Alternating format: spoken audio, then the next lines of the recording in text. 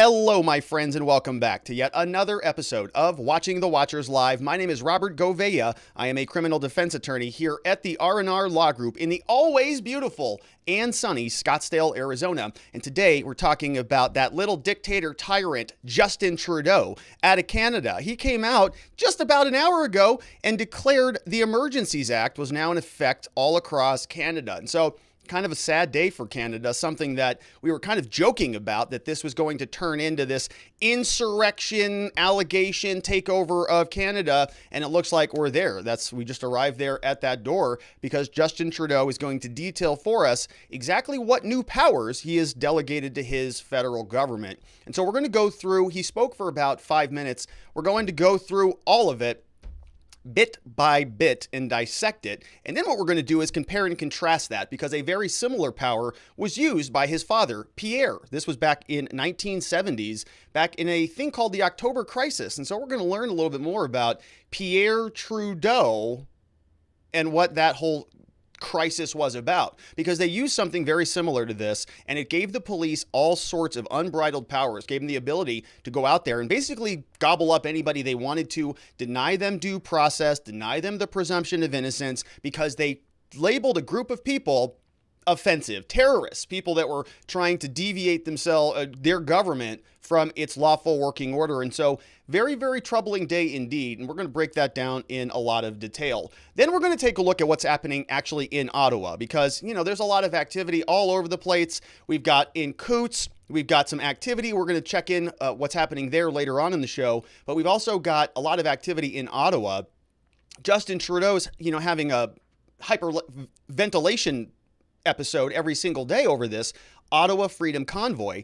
And so he is now, we're going to take a look. There have been arrests that have been made there, and we're going to take a look at one of them in great detail, about 4 minutes. This guy, he actually was desecrating the Canadian flag. It's true. And he got arrested for assault and for thievery and for all sorts of things. And so he was there, I guess he was there related to the Freedom Convoy. And so is that what Justin Trudeau is talking about? Well, we're going to take a look at that and more. Then we're going to change gears and go over to the Canadian Parliament, because there was a lot of activity there today. And so there's a lot of stuff happening kind of simultaneously. They were prognosticating that Trudeau was going to be coming out and unveiling these new emergency powers, but they were debating a lot more than that. They were debating, well, not only what are these powers and what sort of powers and tools are you giving yourself, but also, are you going to stop any of these mandates at any time ever? And so there's a lot of conversation back and forth between Candice Bergen and many other Canadian politicians,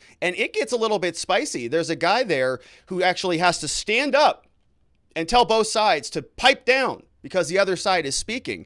And so it's a lot of fun for an American boy who doesn't pay much attention to Canadian politics. They're kind of going at it, and Justin Trudeau is really kind of aligning as the enemy of everybody. Nobody is happy with him. Even the COVID hysterics are like, yeah, he's pretty much botched this thing, because they wanted him to go out there and just start executing the Freedom Convoy. And of course, he didn't do that. And so everybody's mad at Trudeau, as they should be. He's useless and ineffective, and he's a little bit of a tyrant, as we're going to see here as well. So we've got all of that to go through in the Canadian Parliament. We're going to check in. The RCMP destroyed a bunch of equipment, construction equipment, hundreds of thousands of dollars worth of gear. The RCMP, according to Rebel News, they came out and they were cutting the fuel lines, and they were filling the fuel lines with foam so that you couldn't, the whole equipment, hundreds of thousands of dollars ruined. Big, beautiful equipment. RCMP, they don't give a rip about it. They're just police officers. They're like the FBI. What do they care? So we've got that. Ontario is going to be withdrawing some of the mandates, which is good news. And so we've got a lot to get to, my friends. That was a lot of intro. I haven't even shown a slide yet. So if you want to be a part of the show, the place to do that is over at watchingthewatchers.locals.com. There is a thread form, looks just like that, and you can drop your questions in there. We'll get to them as the show progresses. Also, you can support us on Locals if you're a member, on YouTube. If you're a member on YouTube, you get to use these custom GIFs with a hard G. And that is something that you can use in the comments and the comments threads and the chats. We also, of course, have the Freedom Convoy trucker GIF, as well as the Canadian GIF. You can see those there. We get more as you sign up as a member. The longer you're a member, you get cooler badges, and so those will tier up. We just launched this thing, so you can sort of tier up with the rest of the community. And if you want to join, there's a blue button right next to the red subscribe button that looks like that. And I very, very much appreciate it. Other benefits and features that we'll save for the end of the show. Okay, what are we talking about? Ottawa Freedom Convoy, Canada, still in hyperventilation mode. What are they so upset about there in Ottawa? Well, around Parliament Hill, remember we've spent a lot of time talking about what's going on there.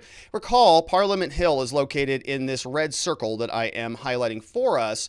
And you can see there is still a lot of gridlock. This is the traffic overlay on the Google Maps. And even if you can't really see from your screen, let me outline some of this for you. But all around Parliament Hill is basically locked, right? Closed down. You can see if we take a look at the legend down at the bottom of the map, anything in red is going to be non-movable, but here, this is just, this is blocked, barricaded, right? You can't go anywhere. It's not like it's slow traffic. It's like everything is blocked. And so you have this entire street outside of Parliament Hill. This is where the drones were flying back and forth, but you basically see a perimeter right all around. It's gridlocked downtown, and that's, they're very upset about this. And so, a lot of the honking has stopped. There's been some allegations, indications back and forth that Jim Watson, that mayor from Ottawa, was actually communicating with the truckers over the weekend. There was a rumor that the truckers were going to move some of their trucks out of the residential areas because they came to an agreement, and apparently there wasn't actually an agreement. And so, who knows what's going on. But this is kind of the scene, right? And we're seeing that there's this kind of ebb and flow going on. There's this back and forth. We saw in other parts of Canada, some of the bridges like Ambassador Bridge was cleared out. And in other places like Coutts, which we're going to talk about later, that was also, there's also sort of a back and forth, right? Law enforcement comes in, ebbs and pushes forward, protesters kind of reconvene, come back. And so there's allegations that, it's cleared out, but then it's kind of back. And then it's, back, but then it's cleared out again. And so it's kind of been hard to follow along. Regardless, Justin Trudeau, he's really tired of this. This is like making him look totally incompetent. And he doesn't like that. He's used to having a perfect script, nice hairdo. He has gobbles of makeup, even if it happens to be all black. He is somebody who is highly polished. And he's got a long history of, being very polished. Sometimes even in black polish, But it's something that he doesn't like when he looks like an idiot. He's been looking like a total idiot for these last 14 days or so. And even people in his own party who are used to being just breathless, sycophants, are all sort of thinking twice about this. And so he's got to do something about it. And by golly, he did. He doesn't want to talk to them. He doesn't want to say, maybe I misunderstood them. Maybe we should actually engage in negotiations and have a conversation about these mandates. Maybe I should do something reasonable and do what the rest of the world is doing and start rolling these things back so that we can be sort of back to normal. None of that matters. He's going to call them racist, morons, thieves, and people who are wrecking Canada. Okay, and so how is he going to respond to this continuing cascading crisis? Well, more authoritarian power, total dictatorship. He wants to just sort of gobble up everything that he can. Well, a lot of people are blinded by what's happening in the CBC. They take a look at the news. They listen to what people are telling them is happening. And so Justin Trudeau, boom, I know what to do. Emergencies Act. No problem. It's in the books for a reason. We're going to go ahead and roll this thing out and blow the dust off of this. And we're going to use the Emergencies Act. You can see this was trending all over Twitter today, rightfully so. This was even before he announced it. I took this screenshot earlier, I think in the afternoon. And so Emergencies Act. Now, there's a lot of rumors about, how this all works. And because of our, in America, our system of government is a little bit different. And so my understanding, I'm not an expert in any of this, of course, is that Trudeau and his party were sort of spending a lot of the morning communicating with other people throughout the government, right? Other, politicians, and sort of trying to, communicate to people, this is how this is going to go, and bringing people on board and off board. So there were murmurings about it before the actual announcement came to fruition. And here it is. We've got Justin Trudeau now, who's going to come out and remember, right? He's been somebody who has been very condescending to these truckers from day one. Racist, Nazi flags, Confederate flags. It's a small fringe group. Anybody who is questioning my moral authority is somehow a racist or somebody who's a dreg of society. Talking about his own constituents in this way. And this really caught me by surprise, because when Hillary Clinton did that, when she said half the country belongs in a basket of deplorables, many people say that might have cost her the election. And so when Trudeau was coming out and castigating what I thought was, and still think is a very legitimate grievance against the government, it caught me by surprise. But he's going to double down. He is not going to sort of let up on this. There's not going to be negotiations. He's not going to talk to these terrorists. And we've seen day after day and chronicled it here, how this has been progressing bit by bit. We've been saying, look, if they get their hands on a podium, if one podium walks out of a government building, they might be in the middle of a full-blown insurrection. And by goodness, there wasn't even a podium that was stolen. And here we are. We're already in emergency powers, territory. And so let's listen to what Justin Trudeau has to say about all this, saying this is not in fact peaceful, even though we've talked about the peacefulness many times. He's going to say it's harming supply chains, even though we're talking about truckers, many of whom would be directly impacted by his supply chain requirements by making them have to comply with vaccine passport mandates at the border and so on, right? Listen to this. This is a psycho person. This is somebody who is saying, right, that these truckers are causing all of these consequences without recognizing that his policies are what originally caused the same consequences, albeit through a circuitous route. All right, let's listen to this. That have been disrupting the lives of too many Canadians. Here in our capital city, families and small businesses have been enduring illegal obstruction of their neighborhoods, occupying streets, harassing people, breaking the law. This is not a peaceful protest. Nobody's doing that. At the borders in different parts of the country, the blockades are harming our economy and endangering public safety. Critical supply chains have been disrupted. This is hurting workers who rely on these jobs to feed their families. Yesterday, the Ambassador Bridge was reopened between Windsor and Detroit.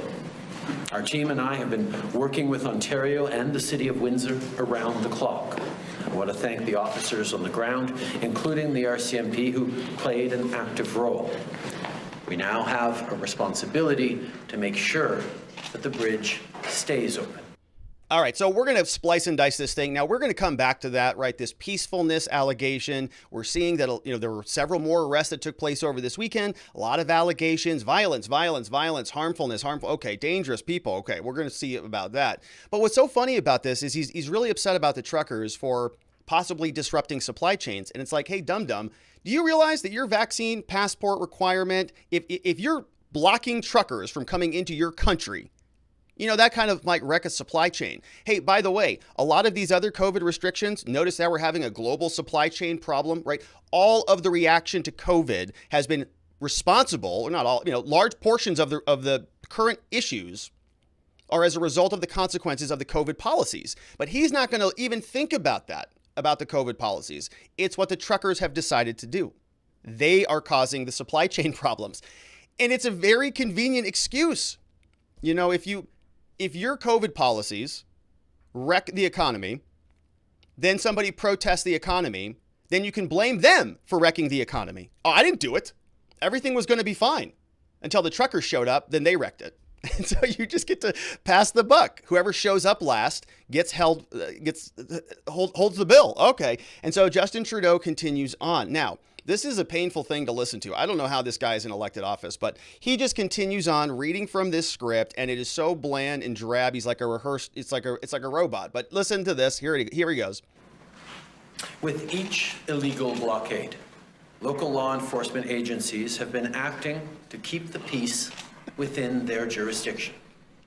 Despite their best efforts, it is now clear that there are serious challenges to law enforcement's ability to effectively enforce the law. On Friday, Ontario invoked a state of emergency to respond to the blockades. This was the responsible and necessary thing to do. Today, to continue building on these efforts, the federal government is ready to use more tools at its disposal to get the situation fully under control. Okay, we're going to see what those tools are specifically, because typically when you hear that, when the government gets more tools to do stuff, what does that mean? It typically means the citizens are getting screwed out of something, right? Because you sort of have this this fine balance of power where the government makes an agreement with the citizens. They're not going to cross over certain boundaries, and they're not going to violate certain principles of liberty. Otherwise, there will be repercussions, going their direction. But if they get more tools, well, then that means that they're sort of, getting something that they didn't have before, something that was previously reserved as a form of liberty to the people. And so now that he's going to be taking those because it's an emergency situation, extraordinary circumstances, these racist truckers are ruining the economy. I didn't do it. Let's see how he justifies that. He continues on, now invoking. After discussing with Cabinet and caucus, after consultation with premiers from all provinces and territories, after speaking with opposition leaders, the federal government has invoked the Emergencies Act. We did it. To supplement provincial and territorial capacity to address the blockades and occupations. So we just decided we're invoking this. We've called them racist. We've called them thieves. We've called them Nazis and Confederate foreigners. We've called them insurrectionists. They've called it an occupation. Jim Watson from Ottawa said that they were engaged in psychological warfare. I mean, the whole thing has just been like this cascading domino effect of one insane allegation after another. Meanwhile, we've been talking to Viva on the streets, walking around Ottawa. We've been following Ottawa Walks, other people who are live streamers, seeing there's none of that going on that I could see. And so let's keep listening in. Why does Justin Trudeau need to give himself and his federal government the protectors of society, the people who are going to ensure that every single Canadian sleeps safely at night? Why do they need these powers? And what is it going to do specifically? How is this going to help police stop all the honking or whatever they're so upset about? Let's listen. I want to be very clear. The scope of these measures will be time-limited, geographically targeted, as well as reasonable and proportionate to the threats they are meant to address. The Emergencies Act will be used to strengthen and support law enforcement agencies at all levels across the country. Perfect. This is about keeping Canadians safe, protecting people's jobs, and restoring confidence in our institutions. Okay, so restoring confidence in the institutions that you destroyed. So that's going to be very nice. We need more power to fix the problems that I've wrecked. Nobody trusts our government on COVID policies anymore. Nobody wants to comply with these continuing indefinite mandates. And so nobody trusts us anymore, including the truckers. You've also wrecked your own government's credibility by failing to engage with your people who you might, your citizens, right? Your voters, people who are a part of your country, denied that, willing to go down and walk with BLM, sit down, take a knee and bend the knee and sort of join that cause, but won't even have a conversation with the Freedom Convoy? Very curious. But he is going to say this is all about safety because this is what tyrants do. They say that this is for your own well-being. It's for your own good. You're going to have to show, this ID everywhere you go and, scan this and provide this information, whatever. Now it's just continuing on into the COVID era, right? And he's going to be gobbling more powers up, as we can see, to protect the institutions that he has ruined.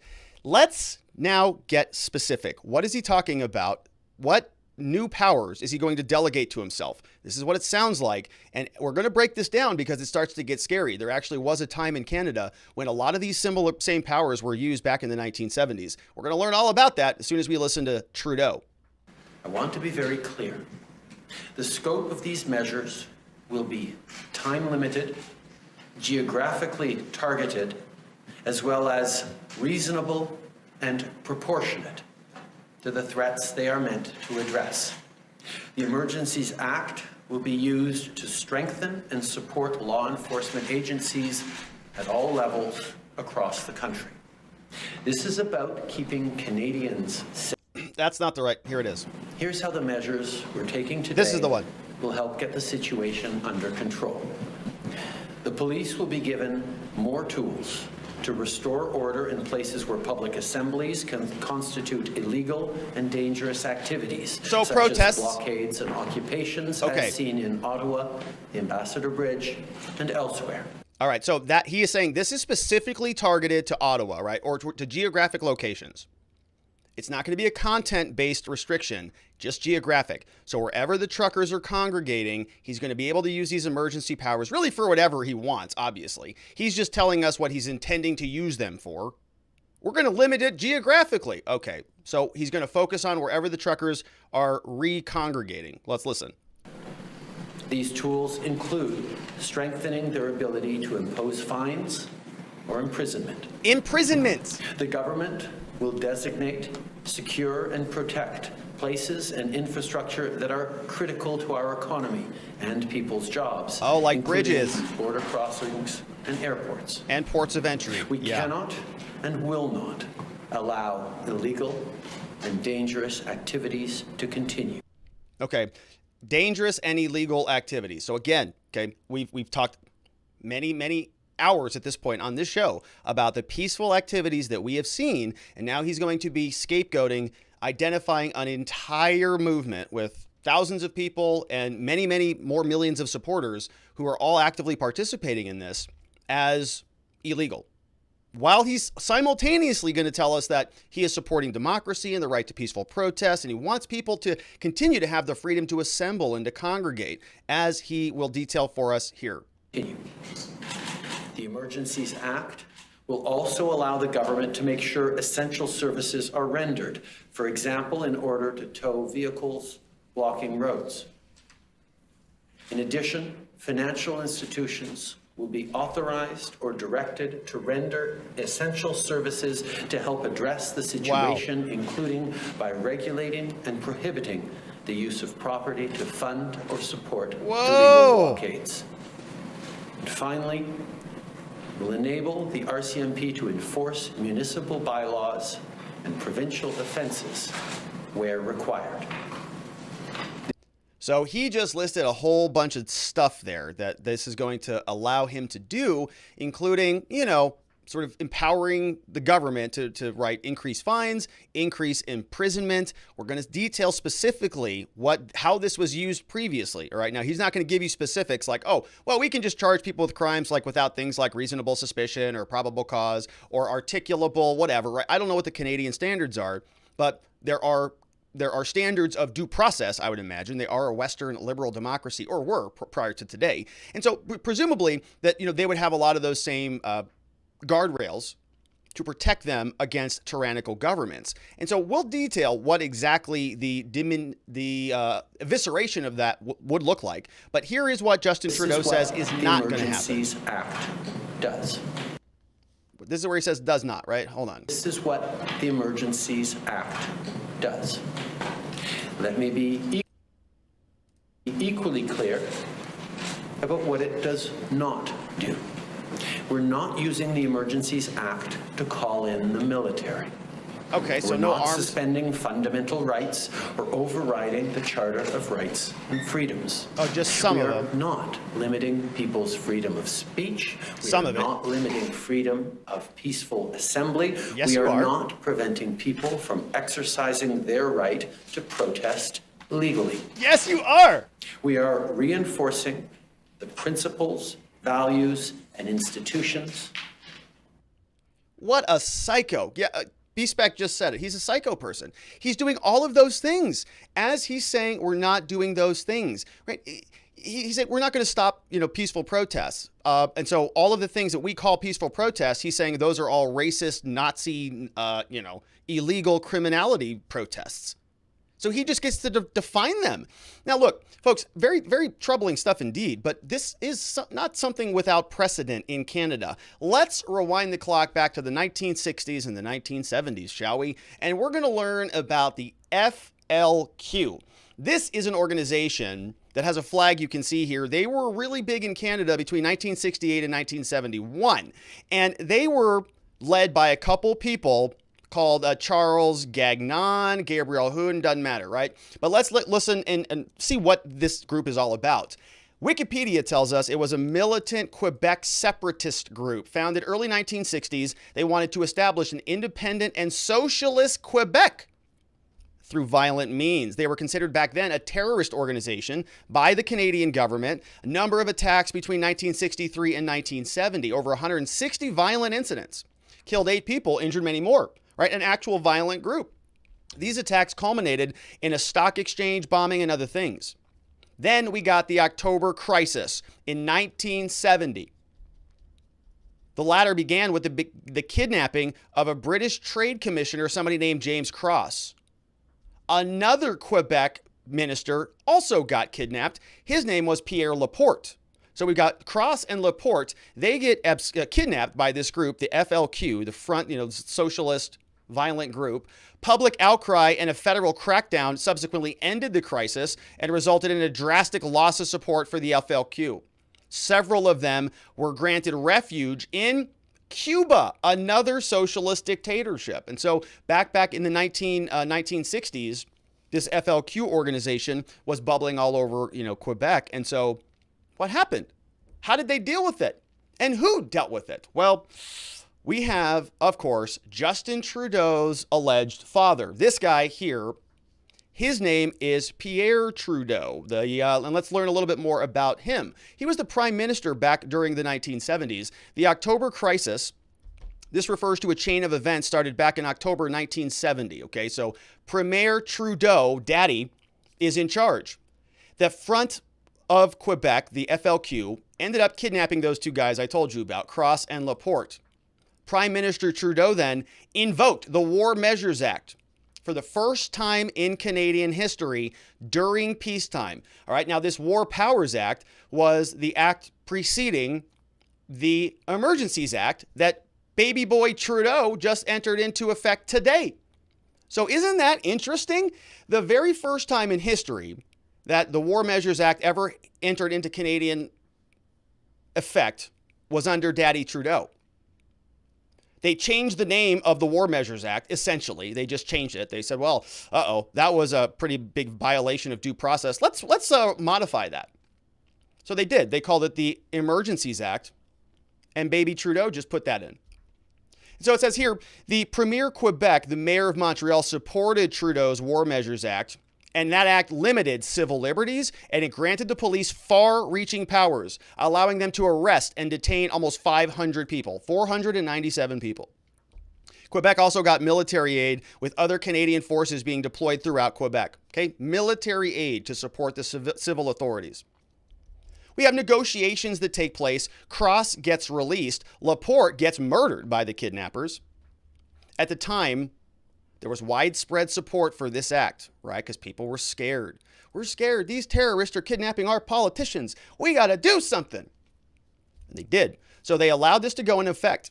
And so we got Daddy and baby Trudeau here. We can see that Daddy Trudeau was asked by somebody from the CBC, still around back then, says, how far are you going to go, sir, to stop this terrorist group? And he said, just watch me.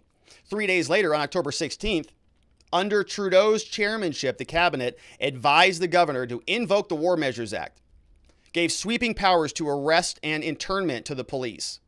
Provisions took effect at 4 a.m., and shortly after that, hundreds of suspected FLQ members and sympathizers were rounded up. You see that? Government order goes into effect, pop. And then we get hundreds of suspected people arrested. Why were they not arrested before? What was stopping them from being arrested before? Oh, these little things called, like probable cause or articulable suspicion, reasonable suspicion, a basis, right? A basis for seizing somebody's life and liberty away from them. There's justifications for that. But when you get a dictator-like government that just says, oh, no, that's a lot of work. 497 people. We got to process all these people. Like all these truckers. We got to process all them. There's too many of them. We got to write them tickets and go and investigate them. And things like due process and equal protection, all of those matter.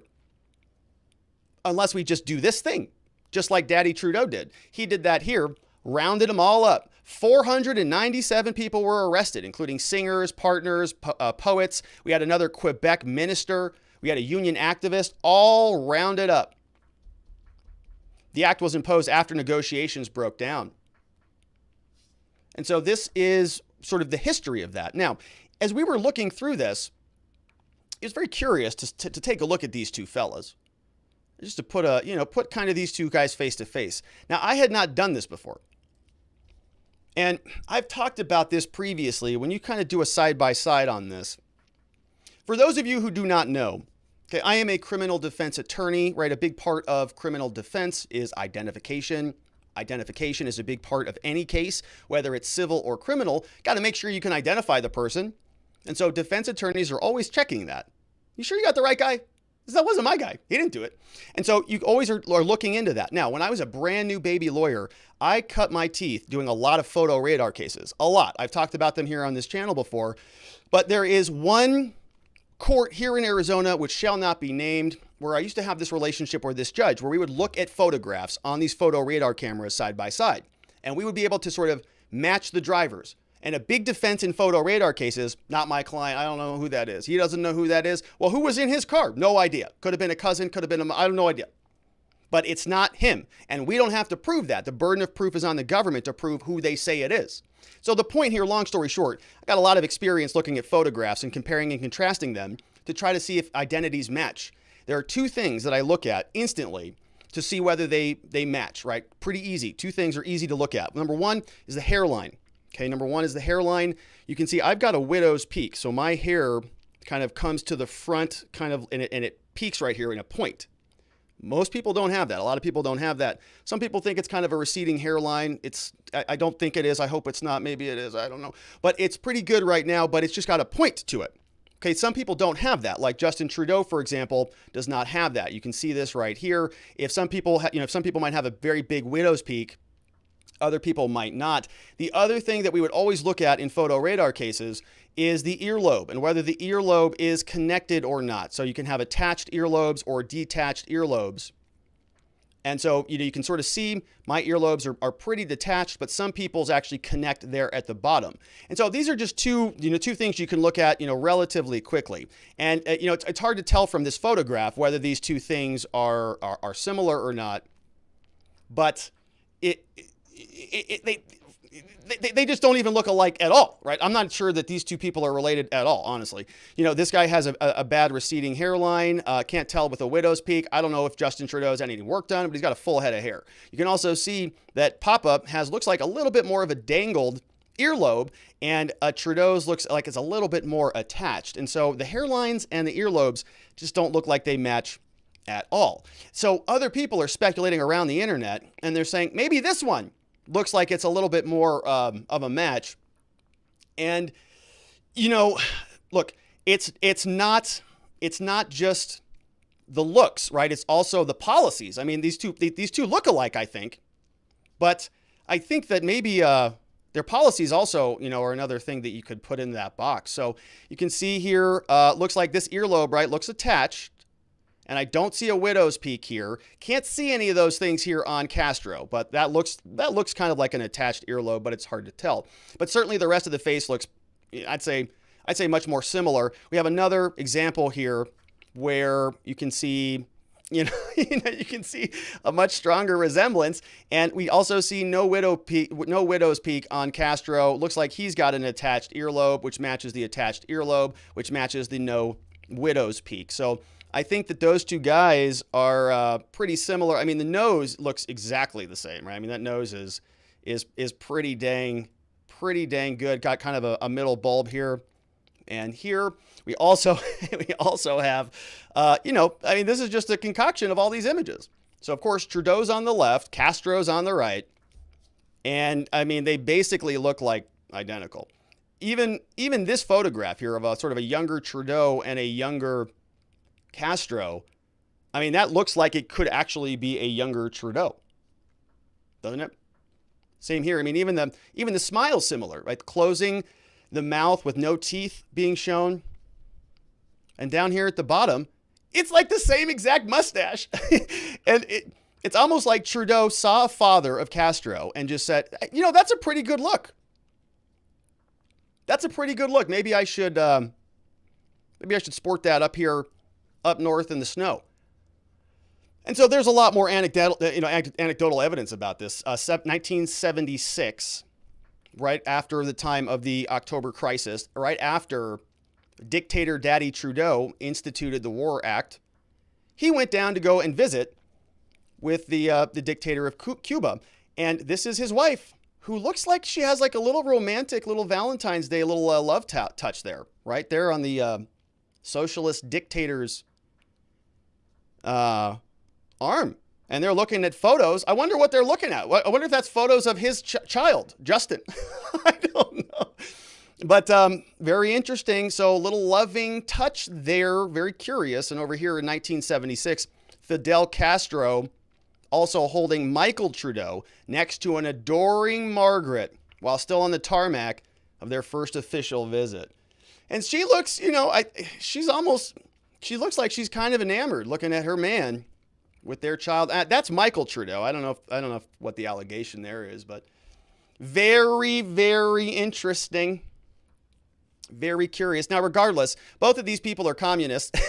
And so what do communists do when they are trying to take over a country for themselves or for their minions? Well, they do things like institute federal policies that give them unlimited control. And so what exactly did the October crisis do? It says here, according to Wikipedia, it was the only occasion that the War Measures Act was invoked. FLQ was declared an unlawful association. Okay, so an entire bucket of people declared unlawful, just like they're doing here in the United States. Everybody who is MAGA is now an insurrectionist, right? Going after Sean Hannity's cell phone records, Sebastian Gorka, trying to use the January 6th Select Committee to go after an entire political party and a political opponent. Same thing happened back here. They labeled FLQ, that organization. Same thing's happening to the truckers, right? All the truckers are now terrorists, according to this government. This meant that the police had full power to arrest, interrogate, hold anyone whom they believed had association in jail. It says a person who was a member of the group or acted or supported it in some fashion became liable to a jail term not to exceed 5 years.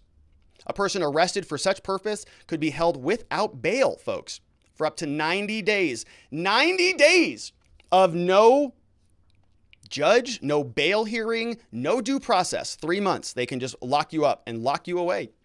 It's estimated that within the first 24 hours, police had mobilized to arrest suspects. They conducted 3,000 searches. 497 people were detained.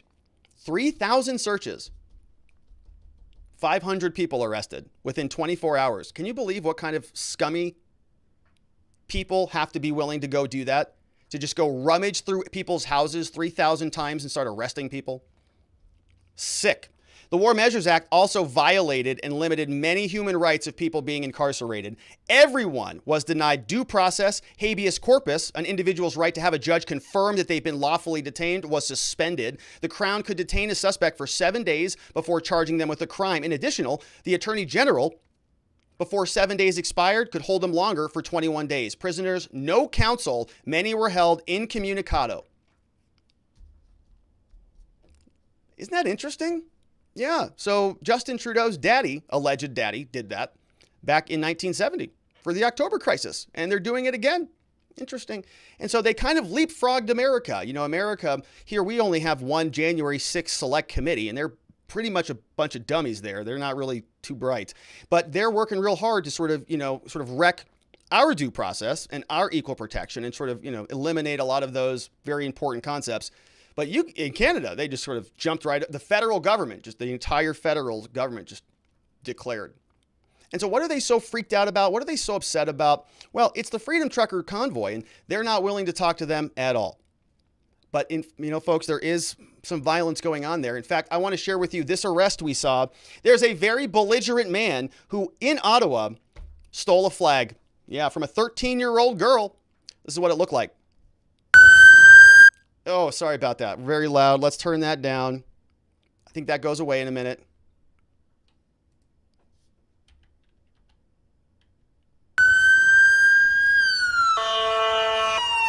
Oh, police! Why did you steal the flag from my 13-year-old daughter? I stole the flag from you. No, she was carrying it. Oh, yeah. She was carrying it. You stole it. I love how you have an excuse as to why you indoctrinated your... Hey. Shh. Get out of my city. Get out of my city. Get out of my fucking city. Police! You understand? Police, please! You're acting like children! Police, please! Oh, content warning. Sorry about that one. Get out of my fucking city. Hey, dude! All of you. He's stolen our flag! You think this is just going to keep happening? We're all going to keep putting up with it? Come on, children! Come on, children! Now watch what he does to this flag. Look! Look at this guy. Hey, watch your mouth, man. This guy stole a flag from my 13-year-old daughter. I stole a flag from you. Stop You acting stole like a flag from my 13-year-old daughter. Oh, that's disgusting. This guy stole a flag from my 13-year-old daughter. So I'm in the city. Children. What's your problem, dude? You. What about me? Grow up and grow some balls, buddy. What is it you don't like? I don't like men who use 13-year-old daughters. To carry a flag? No, to do their bidding for them. Okay, what's my bidding? Let go of my phone, dude. Police, please! Police, please! All right, so that's weird. It's hard to tell who's who in this, but I don't think that guy on the other side of the camera is part of the Freedom Trucker Convoy. It's not what I've seen. We've watched a lot of Viva and Ottawa and a lot of different streamers on here. I don't think he's part of that crew. I think he's part of a different crew or just a citizen who's sort of upset. And he stole a flag from a 13-year-old girl. And are the police going to do anything about it? Well, of course they are, because they're there. They're responding to all the criminality. Except this guy doesn't seem like he's a trucker, but I could be wrong. Let's follow this along. He is, of course, now, according to Maria Oakes, who has the full video over on her Twitter account, so please make sure you go follow her. He even took the father's gloves. Let's listen to this. Can I have my gloves back, please, dude? Hey, you got everyone's back. Yeah, just leave my gloves, please. Thank you. Thank What? you, sir. Have a good day. Man, he is mad. He's mad at those gloves. Yeah? What's your Yeah, name? everybody's watching. Back off, please. Police! All right, now watch. Back off, please! Police! Police! Uh-oh. Back off! I'm not hurting you! Peace! Back off! Peace. I want Uh-oh. Uh-oh. Slip and fall. I deserve this. Uh-oh.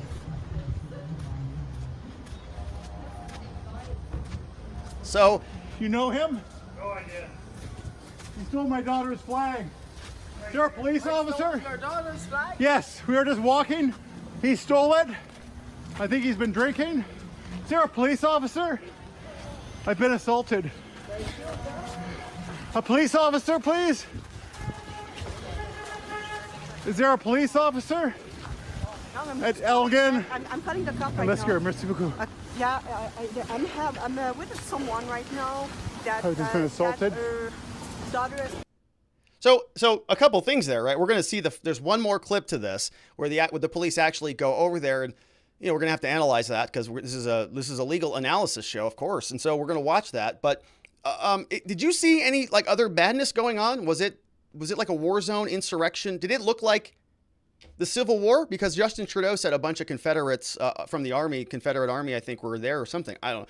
It looked relatively peaceful aside from that one guy who was being a real jerk. And he was actually taking the Canadian flag and rummaging it through the snow. Whereas all of the other videos of people that I've seen who were part of the Freedom Convoy were singing songs, singing "Oh Canada" in big circles in what looked like to be a pretty dang good time. So we'll follow up. We've got one more clip here of this last encounter. Now, it says the Ottawa man is arrested by police. He claims that his ankle is broken. Let's watch. So the police are there. The man assaulted me. I think he's been drinking. He stole the flag from my 13-year-old girl. Oh, he's been drinking. Uh-oh.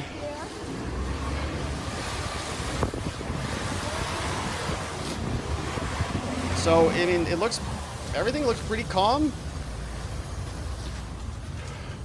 I'll let you guys deal with that. Thank you.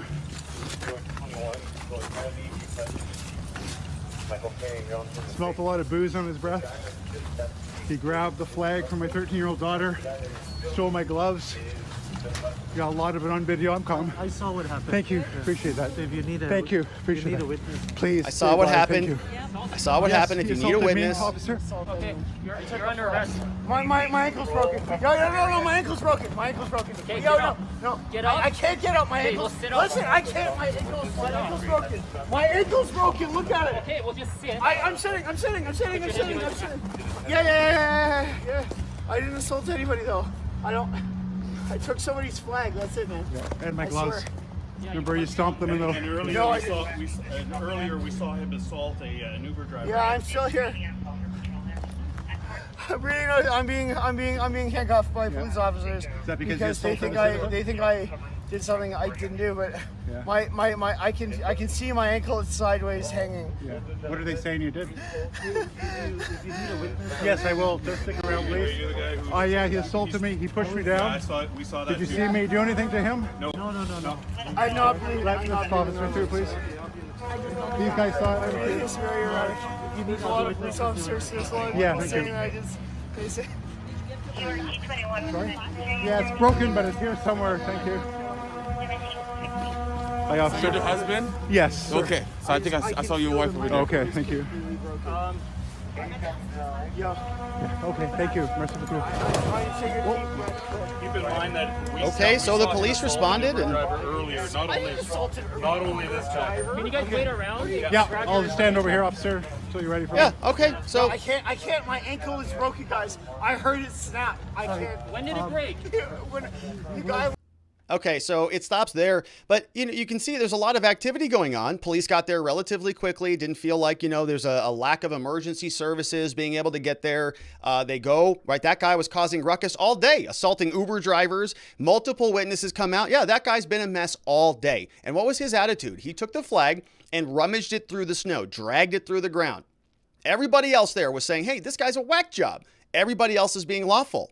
So those are the type, look, I don't know what every single other arrest looks like, but there's a pretty good example of one of them. And I can also tell you, because we've talked about it here repeatedly, the RCMP agent who used to work for and bodyguard Justin Trudeau said something very similar, that he gave key intelligence over to the RCMP. They conducted arrests on that person who was in fact a little bit deranged, and they made an arrest. Guess what happened? CBC reports that those people are all related to the Convoy. So a number of arrests are happening, and this is what's happened. These are the arrests that are taking place. Now, this man obviously intoxicated. Okay, obviously, he's going to be charged with the crime, and I want to always be empathetic to people who have alcohol problems or who are charged with crimes. We all have bad days. We all screw up and do bad things. Doesn't mean that everybody needs to be, locked up in jail for the next 60 years. Now, something also very interesting happened here. There's a little joke that goes on amongst law enforcement professionals, and I think maybe Sergeant Bob or former LEO maybe will chime in on this, but there's a little something that happens when people are who have experience getting arrested, when they're kind of about to get arrested again. Sometimes they get an accident like that. It happens. It's called incarceritis. It's a little bit of an accident. Oh, my incarceritis is acting up. I can't go to jail. I got to go to the hospital because my ankle's broken. Don't take me to jail. Take me to the hospital. And then they go to the hospital. Oh, everything's all right. Now you're going to jail. And so it's kind of one of those things that I don't know if it was broken or not, but a little bit of incarceritis sometimes can act up, especially when it's 20 below and you've had a little bit of alcohol that day. So that is one of those arrests that takes place. And, it's didn't seem like it came from the truckers to me. He didn't seem like a trucker. Didn't see him honking. I saw him doing the opposite. Now, we also have, another interaction with law enforcement. This one is also brutal. Let's watch this. We have this scene. Young girl is about to assault a police officer. This happened in Ottawa. Let's see. Oh, what a monster. Yeah. Will somebody arrest that girl? Where are her parents? She is not even licensed. She's not even old enough to drive a truck. Somebody get her out of there. That is illegal. All right. So you can see the scene of Ottawa is breaking down. It definitely needs emergency orders and probably the military to come in there and clean all this up. Meanwhile, the Canadian Parliament, all of the politicians are still continuing to debate what is happening in Canada to try to resolve this. A lot of people asking, is Justin Trudeau going to communicate with any of these people? Are there going to be any conversations about resolving this? Or is there going to be a plan from the federal government about when this is going to end so everybody can get back to business? One woman in Canada is asking about that. Her name is Candice Bergen. And here she is today saying, I'm about to go into our version of Congress, right, our parliament, into question period. And here's what I want to know. I want to know, government, Trudeau, when are you going to end this? And the Conservative Party, which is sort of led by this woman, is going to submit a motion demanding answers. Here's how that sounds. Hi, everyone. I'm just getting ready to go downstairs to question period. And then after question period, the House of Commons is going to be voting on our Conservative motion, which calls on the government to present a plan to end restrictions and end mandates and present that plan by the end of the month. A very reasonable request that we believe all parliamentarians can get behind. The Prime Minister has failed Canadians. He has failed to show leadership, and instead of showing leadership, he has chosen to divide, to stigmatize, and to wedge Canadians. This is the mess that he has created, but today he has a chance to do the right thing, provide some hope, provide some optimism for Canadians. At a time when we should be so happy and excited about our future, Canadians are worried and divided. He needs to take responsibility for that. Today, we call on the Prime Minister and everyone in the House of Commons, do the right thing, support our motion. Let's bring hope, opportunity, and optimism back to Canada. So we are going to listen to a lot more of this debate, right? The Conservative Party is now asking for sort of a hard deadline. We want a motion, we want answers, and we're going to get to that debate in a quick minute. But I wanted to say that this woman is doing something, this party, right? Candice Bergen and her party is doing something very interesting. Last week, we talked about this where she came out sort of really aggressive, kind of anti-Trudeau, and then she really tapered that a little bit. She sort of brought that back in and told the truckers, hey, it's time to leave. You know, we support you. We support your desire to have the mandates in, and sort of philosophically said I was aligned with you, but at the same time demanded you got to stop, right? This all has to end. And I was a little bit irritated by that because I was thinking to myself, well, Candice, you know, you're promising that if the truckers leave, that you're going to continue to work hard for them. Rah, rah, rah, rah, we care all of a sudden. But where the hell have you been for the last 2 years? Where have you been when all of these problems were percolating, right? I sort of feel that way with a lot of our current politicians. Everybody's coming out, you know, in the men and all this stuff. And you go, yeah, but you locked us down. You were the person who was jamming all of this garbage down our throats for the last 2 years. And so you don't get to suddenly sort of do a mea culpa, right? And so we don't trust you to deliver on your promises because you've been absent and MIA for a long time. Okay, better that you come to the table after the fact, but still, you know, why would one side give up their leverage in exchange for your promises when your promises haven't mattered all that much? Now, again, I don't know too much about this particular politician because I don't follow Canada too much, but I can see what she's doing. She's narrowing the scope of her support, and she's doing it very cleverly with the intention of threading the needle to sort of attack Trudeau. Right? She can't come out and say, I support the truckers, so she can say, I sort of support their philosophy, and Justin Trudeau is the bad guy. So she's doing this triangulation thing, and I think it's clever politics, even though sometimes it doesn't feel good. So she's going into this question period. What is a question period? I looked this up in Canada. Oral questions from the House of Commons says each sitting day, 45-minute period of questions. And that's basically what we're going to look at here. Both sides are taking turns asking questions of one another. Here is Candice Bergen asking questions during this session. The Minister is planning to invoke the Emergencies Act to deal with the current protests in Ottawa and in some parts of the country. We know the protests continue here in Ottawa. We know the Windsor border has been reopened. We know that last night there have been arrests in Coutts. Section 16 of the Emergency Act refers to threats to the security of Canada.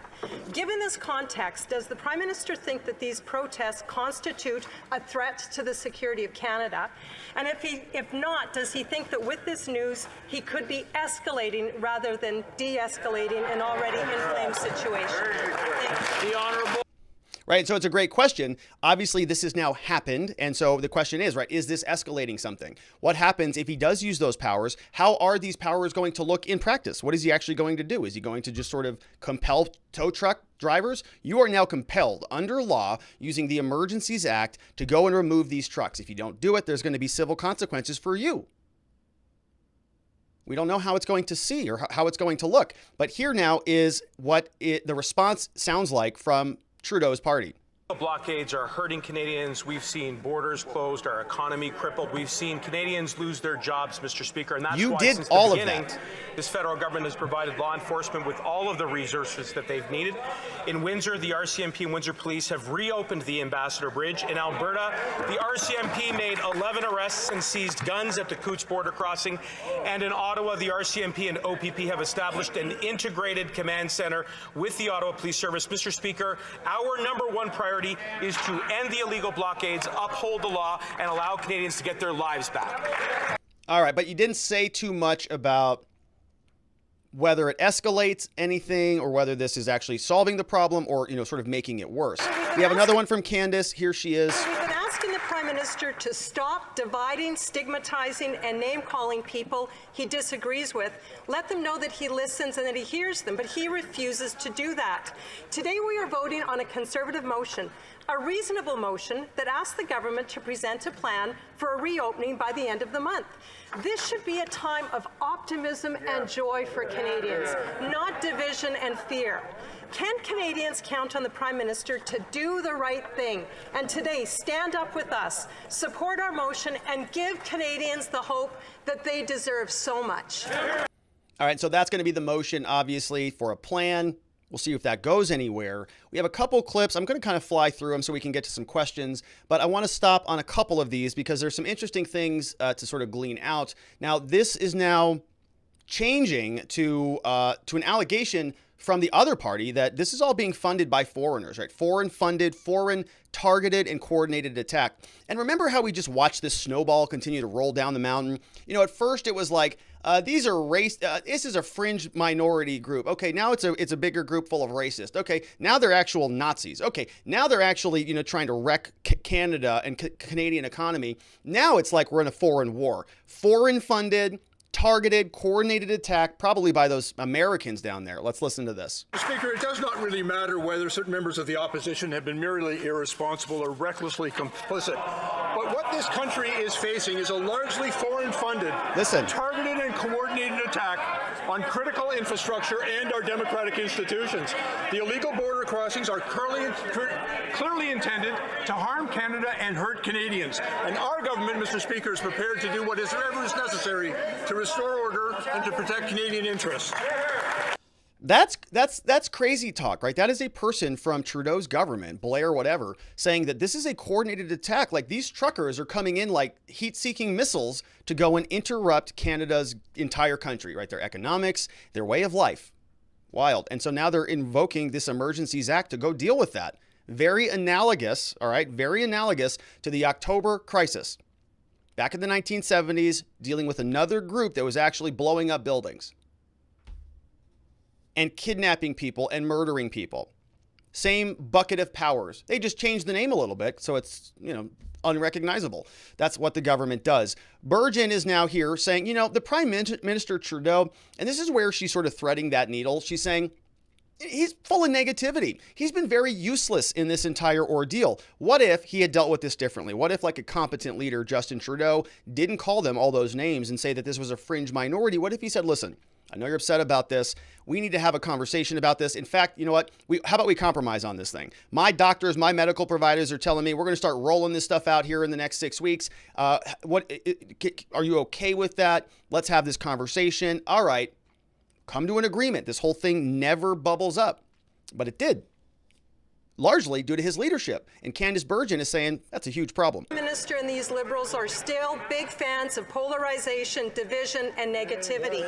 2 years into this pandemic, Mr. Speaker, Canadians deserve, in this moment, some optimism and some hope for the future, and they deserve leadership from their government. They need to know when the federal mandates and restrictions will be lifted. That is not an unreasonable ask. So again, will the Liberals, will their Prime Minister, will their ministers, will the backbenchers stand up for their constituents, vote with us to present some optimism and some hope for Canadians? The Honourable Government House Leader. All right, and so we got a couple other clips. Now, here is somebody saying that Conservatives, they had an opportunity to de-escalate all this. It's the Conservatives' fault that this got to the extent that it got. Mr. Speaker, at every turn in this crisis, the Conservatives had an opportunity to de-escalate, to talk to those that were outside it's the about truckers' fault. and moving on. Instead, what we see is from the interim leader of the Conservatives who came out and said that they should continue this for political purposes. The member for Carleton, who is currently a leadership candidate, out saying that he's proud and stands with the illegal activity that's happening outside. The member for Yorkton Melville saying that ripping down barricades protecting the war memorial was an act of profound patriotism, passionate patriotism. They're failing leadership here. Mr. Speaker, put this. All right.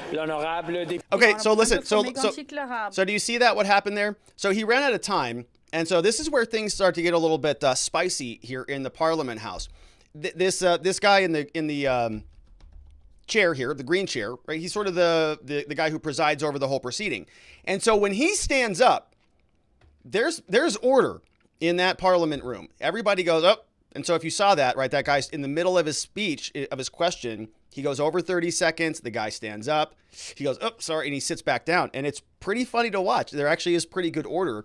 And I love to watch how these different bodies govern themselves. So here is another one. Now, we've got a couple more. Honourable Member for La Prairie. Okay, so that's actually in French, so we're going to skip that one just in the sake of time. This one.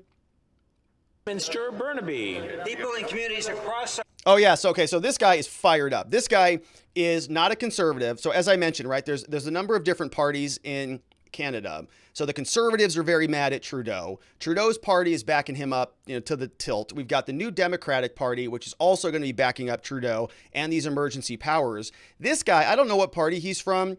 He sort of is anti-truckers, but he's also really anti-Trudeau, and he is fired up right here. Let's listen to this guy. This one caught me. I was listening this afternoon. I was like, whoa, that guy had a Red Bull this afternoon. Let's listen. Minister Burnaby. People in communities across our country are feeling the impacts of the occupations. Healthcare workers, retail and grocery store workers, truck drivers, small business owners and residents have lost their jobs and livelihoods and have been intimidated and even assaulted during these occupations. So anti-truckers. Where was this Prime Minister 18 days ago when this started? If he'd showed leadership and acted promptly, we wouldn't have to talk about emergency measures today. Canadians want to know why the Prime Minister let things get so bad. Why is it taking him so long to show any leadership at all? Oh! So he's super mad about it. And then we've got a couple others. I want to fly through them because there's one good one. I think it might be this Regina one. Louvan. Thank you very much, Mr. Speaker. Today at Ag Committee, the Canadian Pork Council stated that any interprovincial trucking vaccine mandate would be very damaging to the industry and producers. Mr. Speaker, this proposal wasn't even considered at the height of the pandemic. Now Canadians are lining the streets in Ottawa, they're clogging major economic arteries, and they're getting pressure to the Prime Minister in every direction to ask when we have a clear plan to move this country forward. I asked the Transport Minister, will he put on the record today that his government will not put forward an interprovincial trucking mandate for the trucking sector? Okay, so here's what's happening here. Very good question, right? And I really like this question. I wanted to pause on it because the guy stands up from the chair again. He has to shut everybody up about this. So he asks a very good question. Look, if you're not going to be telling us about your mandates here and all of this stuff, how about just the truckers only? An interprovincial mandate. I'm going to ask the Department of Transportation, the guy who's in charge of this stuff, can you tell us right here and now so that I can tell the truckers no interprovincial across provinces mandates for the truckers? Can we at least talk about that? Can we agree on that? Mr. Director of Transportation, what say you, sir? Let's listen. Speaker, I want to thank my colleague for his question, and let me put on record today and every day that our government will always follow the advice of our public health experts. We'll follow the advice. Now listen, gets loud, rowdy. And we will always do what is good for our. He stood up. He stood up. No, pipe down. We're not done yet. We're waiting for some silence. Pipe down. Yes, you were silent. Nobody else was. The Honourable Minister of Transport. Now this is clever. Speaker, I don't don't know why it upsets them when we say we follow public health advice. I don't know why it's you. Do what it takes to protect our truckers, to protect our transportation industry workers, and to protect our economy. And I know people are frustrated with public health measures, but we will do what's right because Canadians understand that this is for their own good and this is for the good of the honourable. It's for your own good. He says, it's for your own good, Canada. So you just take that cough medicine and you just shovel it down your gullet and you like every bit of it because we told you it's for your own good. And so it's clever. I don't know why they get so mad at us when we're talking about following the science. Those troglodytes over there, they don't follow the science. We do. And it's because your science has changed like 37 times over the course of the pandemic. Nobody trusts anything anymore. All right. So you see a little bit of a clever back and forth. And the guy in the green chair stood up. My goodness. And so that means serious business. And it actually did. It does. Like people get kind of quiet. It's kind of funny. So here we have another one. Final clip. We get a response on that question. And he hammers it back home. Here's what he says. Those health people that you guys are following? Are any of them saying that you need this for the truckers specifically? Thank you, Mr. Speaker, and I'm so happy to hear that answer. Yes. So I would ask him, what public health official is asking for an interprovincial trucking vaccine mandate for the truckers? What public health official is asking for more restrictions to be put in place? Exactly. What public health official is asking for more mandates and vaccine mandates across our country? So what I want to hear from him is, show me the scientific proof that this country can't move forward. Show me the data they're looking at where we can't reopen our provinces and businesses and let people get back to living their normal, everyday life in Canada. Yeah, right on. Right. Yeah, look at him. He's still looking at him. Did you see that? He was mean mugging the heck out of this guy. Let's watch this again. Watch this. As he sits down, we see a serious mean mug. Watch. Canada. Eye contact the whole time. Yeah, punk. He's like, yeah, that's right. Because he baited him, right? He knew what he was doing. He knew he was going to come out with that stupid line. We follow the science. Oh, really? What science says that you have to do that for truckers? And that's going to save some lives. Because it doesn't exist, does it? And here we have another question. I think this is the last one from the Parliament. Then we're going to move on. We've got a couple updates from Coutts and from Ontario. And then we'll jump into questions from you. We've got one more clip here saying, if Justin Trudeau had just talked to these people, maybe this could have solved a bunch of stuff, but he didn't because he's useless. Mr. Speaker, as the Minister of Public Safety correctly stated, it was the Windsor Police and law enforcement in Alberta that are diffusing the illegal public infrastructure blockades that have traumatized Canadians. In fact, it's not been the federal government. In fact, the Prime Minister has been inflammatory at best and unresponsive at worst as this crisis has mushroomed and traumatized Canadians. How can the Prime Minister justify asking for an unprecedented power through the Emergencies Act when he's failed to exercise leadership with the authority that he already has? So here you can see, right, what if Trudeau had done something? What if there had been any type of, conversation, or what if he had done something that just didn't paint himself into a corner, right? Many people are just saying, if you would have just kind of approached it with a little bit more of an open hand rather than castigating and labeling an entire movement, that would have given you a lot more options. You could have then sat down with them, but now you can't because you can't sit down with terrorist Nazis. Right. So he sort of tied his hands, and that's really ineffective leadership. Now, the question, of course, is, this clip is from the NDP leader, says that they are going to support the use of the Emergencies Act. Now, I clipped this before. Will the NDP before we knew that he was going to unroll it? Help the government endorse invoking the Emergencies Act. I know you talked about it in French, but could you just tell us that in English as well? Certainly. So I said in French as well that the fact that we're at this point that the Emergencies Act needs to be invoked or is being discussed, being invoked, is proof of the failure of leadership of the Prime Minister for us to even be in this point. For weeks and weeks, he did not act. That inaction allowed the convoy to dig in. And it has created this problem, not just in Ottawa, but across the country. So that's a proof point of the failure of his leadership. And I don't say that lightly, and I don't say that with any glee. This is something that hurts all of Canada, the fact that we're in this point. And then if this is brought to the House, I believe that it is, if the emergency action brought to the House, given how serious things are and given how serious the crisis is, we would support it. We've not been in contact about any details, but if the idea is to invoke the Emergency Measures Act to deal with this crisis, to deal with the convoy, and to make sure that Canadians are safe, to make sure our borders are safe, and to make sure our healthcare system is invested in, these are things that we believe must happen. And so we would support that. In terms of the details of this, we will have discussions and work out more details. But we believe that given the failure of leadership and given the crisis that we're in right now, that if that decision came to the House, we would be in support of bringing in those measures to achieve the outcomes that I've outlined. Yeah, so that guy is apparently, his name is, I think it's Jagmeet Singh. He's the party leader of the New Democratic Party, Social Democratic Federal Political Party. It is to the left of the Liberal Party. That's according to Wikipedia, founded back in 1961. And so, of course, right, the people who want sort of total control of a society, they like those types of powers. If you want it to gobble up, the bourgeois, then you've got to go and, round them up, as we're going to see big governments move towards. So not good. We also have activity in other parts of Canada. In Coutts, we've got a new report that came out today from 10:36 this morning. Police have announced Mounties have arrested 11 people at the Coutts border blockade. We've got a press release that comes out from Alberta RCMP. Here's what they're telling us. They say from Coutts, the Alberta RCMP recently became aware of a small organized group within the larger Coutts protests. Organized group. Oh my goodness. I wonder if they have like a name like Oath Keepers or 3%ers or something like that.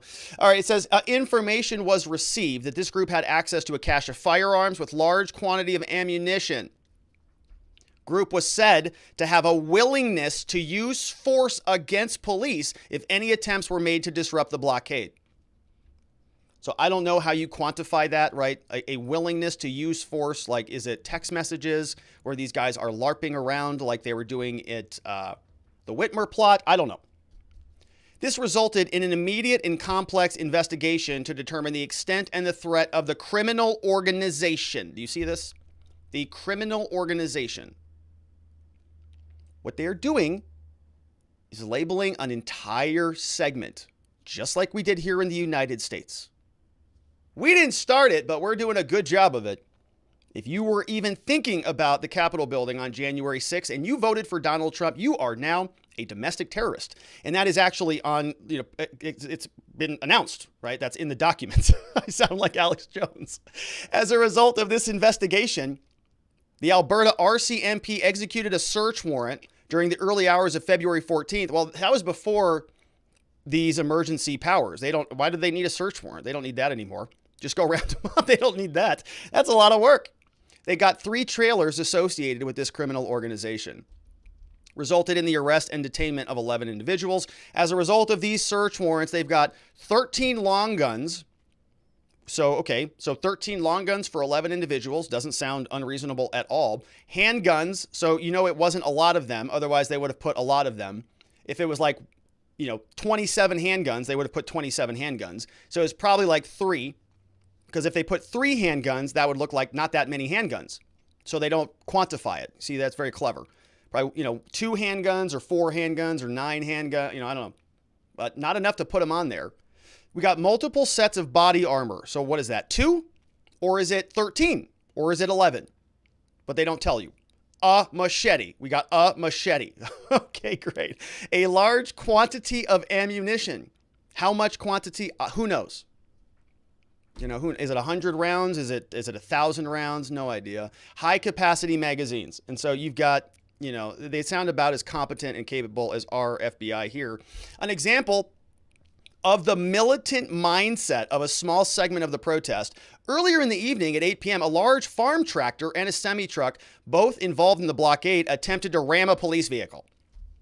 The police officer was able to reposition and avoid the collision, which is really good. Because you know how fast farm tractors can move. These farm tractors are barreling down on these police cruisers at 5 miles an hour? These tractors? The police had to make a getaway. Fortunately, they were able to relocate the police vehicle. no accidents happened from that criminal tractor. RCMP officers followed the suspects to a location where the protesters were gathered. The driver of the tractor was identified and actively working to locate him so he can be taken into custody. They seized a farm tractor and a semi-truck involved in the incident. Yeah, probably from the basically Taliban tractor trailers, probably. Terrorist farmers. Okay, so that's happening there in Alberta, over there in Coutts, arresting people, multiple handguns, don't know how many, multiple body armors, don't know how many. 11 individuals with large quantities of ammunition. Have they been to, an American's house anywhere? Okay, let's see here. We have more problems from these RCMP agents. They're also playing Where's Waldo, trying to identify truckers, but they're also ruining perfectly good construction equipment. Ezra Levant over from Rebel News says, on Twitter, posted this, I accuse the police of committing crimes. Several of these: trespass, breaking and entering, mischief over $5,000, breach of trust, intimidation. The only question is, who ordered this illegal action? Because the police wrecked all sorts of construction gear. Who authorized this? Was it Trudeau? Was it Commissioner Brenda Lucki? Was it Premier Kenny? Don't know. But here is what they did to these beautiful pieces of gear. And look, it's not like they put a boot on it, okay, so you can't drive it. These machines are seriously damaged, right? And it's just a horrible thing they did. Watch. So they've cut this main battery cable. Yep. They cut this negative battery cable almost all the way through. They cut the cables on the solenoids. These would be start solenoids and probably a glow plug solenoids. And then this control box, they've cut all the wires in it. They took the fuel lines off. They sprayed foamed them shut. Yeah. There's a filter missing over there. And they've cut all the wires off the solenoids there. Yeah. Let's get right in there. Yeah, yeah. And then on the other side here. Oh, yeah.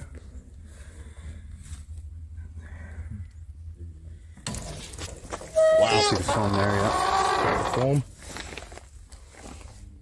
Yeah, filters are missing and they're foamed shut. Yeah. Terrible. I mean, it's disgusting. It's like disgusting, that they would do that, because to repair that is just insane, and I'm not a auto repair person or have a lot of knowledge of that, but I can tell you that's a lot of work, right? It's not going to just be something they just connect those things again and it just starts right back up. Those things are really significantly damaged. And guess who did it? The police did it. Let's listen. They admit it. Hey there. Troy. Yep, thank you. So I can confirm that we disabled three excavators. Yep. Disabled. To prevent the equipment from being used in the illegal activity. Okay, to prevent them from being used. Now, if you want to watch that full segment, please go over to Rebel News. Of course, they did the reporting on that. But yeah, RCMP, Troy Savinkov, total jerk, said that we disabled those vehicles. Thousands of dollars of damage. I mean, and it's just, that's people's livelihoods. That's people's property, right? And so that's what law enforcement does when they want to. And what are their consequences going to be? Anything? Probably not. All those cops are going to be laying in their bed just going, wrecked a couple tractor drivers, farmers, fellow citizens, wreck their future livelihood because I disagree with their political movement or whatever. Disgusting.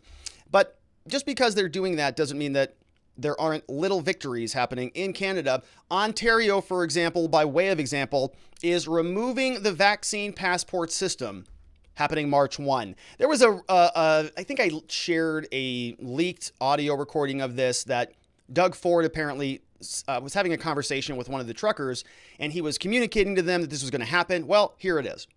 The Ontario government is going to remove its proof of vax on March 1, moving up the second phase of the COVID-19 reopening to this Thursday. Masking requirements are going to stay in place. There are going to be some capacity limitations. But here's Doug Ford, who's going to be telling us about some of these changes. And then we're going to jump into your questions. So get those fingers ready on the keyboard. Here is Doug Ford from Ontario. Over the weekend, I received recommendations from Dr. Moore on a plan to safely reopen our economy and remove Ontario's vaccine passport system. I've accepted these recommendations. And so today I can announce that beginning on February 17th, we will remove all capacity limits except for sporting events, concert venues, and theaters, which will be capped at 50%. Some higher risk settings will also be capped at 25%. Social gathering limits will increase to 25 people indoors and 100 people outdoors. Organized public events will increase to 50 people indoors with no limits outdoors. Effective March the 1st, we intend to eliminate capacity limits in all indoor public settings. At the same time, and at the recommendation of Dr. Moore, we will lift proof of vaccination requirements for all settings. Based on the advice of Dr. Moore and what we have learned over the pandemic, we will need to keep masking in place for just a little bit longer. This is an important layer of protection that will allow us to proceed with our reopening plan safely. All right, so there you go. Right, little small victories here and there, but the others are still going to be in place. We'll see if there's any movement there. But let's jump into your questions from our friends over at watchingthewatchers.locals.com. Going to do a refresh on this one. While that is happening, let's see what came in over on YouTube. Sharky Stunts with a nice super chat for 123 this morning.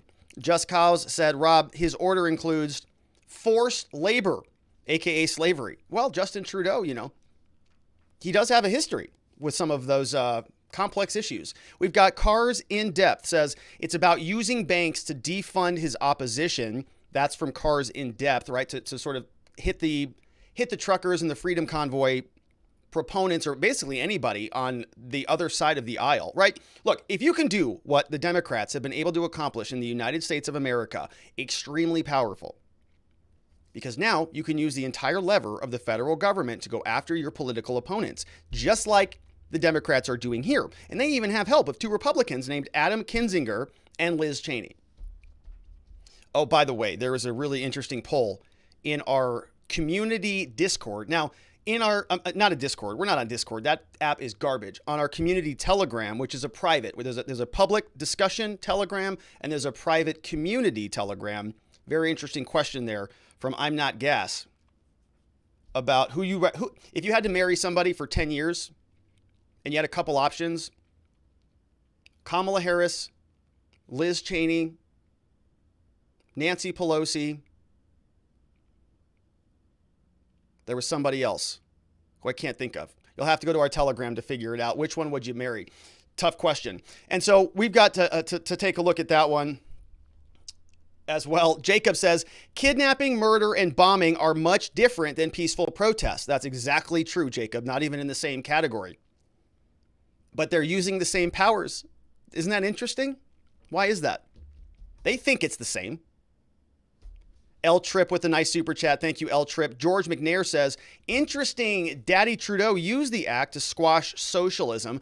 Baby Trudeau is using the act to enable socialism and to squash freedom. Very interesting. Little switcheroo there. John says, Rob, first GIF, now this. My father has been bringing up Trudeau is the son of Castro for 10 plus years. Now we finally got him to drop it, and now you bring it up. Now never going to hear the end of it. Well, shout out to John and your dad, John's dad. He might be onto something. You know, fathers are you know, they're pretty wise. He knows what he sees. Shout out to John's dad. Evie Warner says, really? We're going with the idea that he is related to Castro? Comparing pics isn't proof, dude. This isn't relevant to the issue at all. That's true. It's not really relevant at all. Other than the stretch that I was trying to make there, that they're both kind of socialists and they're both okay using big government dictatorial power in order to effectuate their efforts. But other than that, you're absolutely right about that, Evie. Yeah, there's no real reason for me to put that in the show at all. It's ridiculous. Comparing photographs, there's no purpose for that at all. But I wanted to do it, so I did. Ryan Long says, sounds like the maple syrup version of the Patriot Act. It does sound like that. It sounds a little bit worse, actually. Well, the Patriot Act, we never really knew what was in a lot of that in practice. We're learning. Co-Row says, Rob, what does justice served comment made by the moderator Nightbot? Fantastic show, great presentation. So the Nightbot issue, I don't know what Nightbot is really. I think that I have to remove that from something. I think it's this bot that was supposed to be a moderator, and I think it's now causing more problems than moderating anything. So I got to go in there and delete that. Thank you for reminder on that, Co-Row. And thanks for being here. What does justice served by moderator Nightbot mean? I don't know. I don't know. George McNair says, so what you're saying is Castro's attempt to take over Canada was thwarted by Daddy, so he nailed his wife and postponed the takeover for 45 years? Yeah, I mean, that's about as good a plot as any of them, I think. Castro wanted to take over Canada. Daddy stopped it by getting rid of the FLQ. Then nailed his wife, and then didn't take over Canada until 45 years later, when Trudeau is now taking over Canada. It's like the Manchurian Candidate. I think it's a good plot. Maybe that'll be a Hollywood movie sometime. Jeremy Treguna says, foreign funding hell. Yeah, in case it's not obvious from my currency, I'm not in Canada, but I am Canadian. You bet I've donated money. That is from Jeremy Treguna. Thank you for that, Jeremy. Jeff Pearson says, what if all the truck drivers across North America just went home and refused to work? So that's another interesting point about this, Jeff, right? I was saying the same thing. You know, the truckers, they're congregating to sort of make a point and to make a statement, but they don't have to congregate anywhere. They just don't have to drive. Okay. And your supply chain is pretty much broken. So, you know,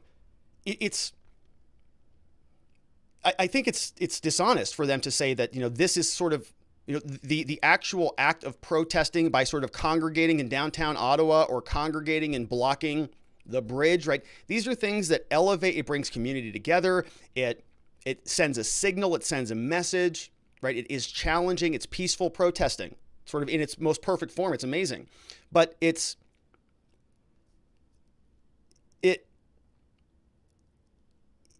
now they're changing that, right? They're trying to manipulate that into this big assault on democracy. The truckers don't even have to do that. Actually, it's not necessary for this to be effective. They could sit at home, put Netflix on, get on a group text message, and just sit there.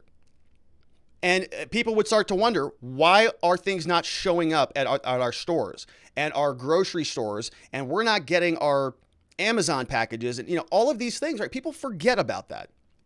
They're too busy worried about the teachers, you know, or the nurses, who are all important. But there are multiple layers of function in society. And when you just start treating people like trash, they're going to respond. And they are. So you know, I think they're recognizing that.